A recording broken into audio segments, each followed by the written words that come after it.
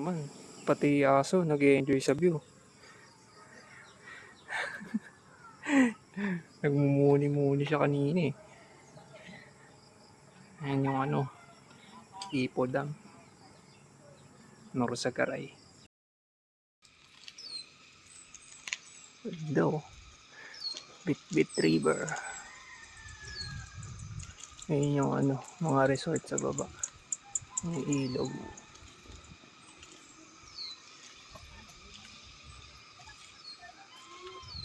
Ayun. Taas ng tulay.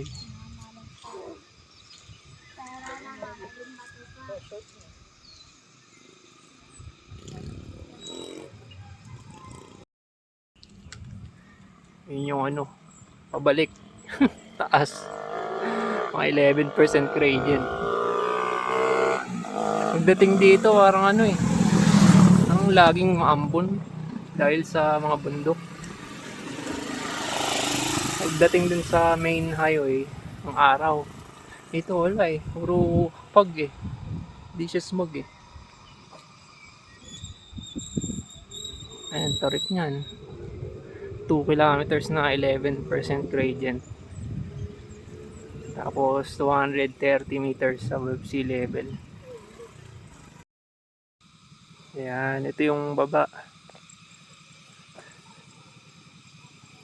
Yung tulay eh. Yun oh. May nakababa dito ah. May entrance 10 pesos. Pero maghapon na yun.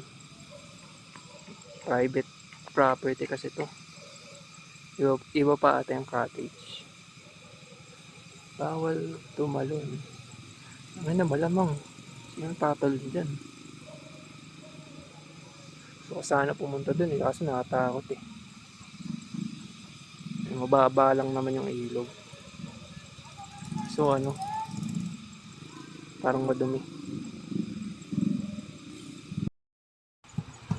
Yun yung Bitbit Bridge. Yung Bitbit River. Saka yung resort sa ilalim. Malinaw yung tubig. Mababa lang.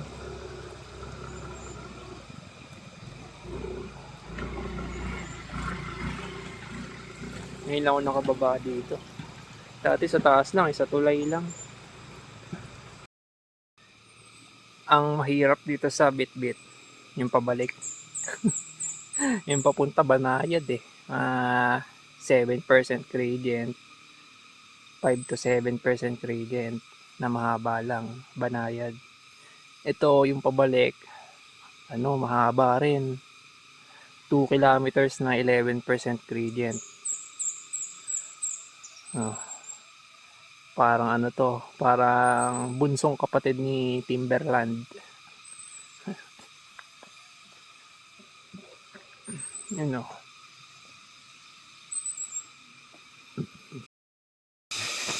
10% gradient. Lapatang kalahati ito. 7 km per hour.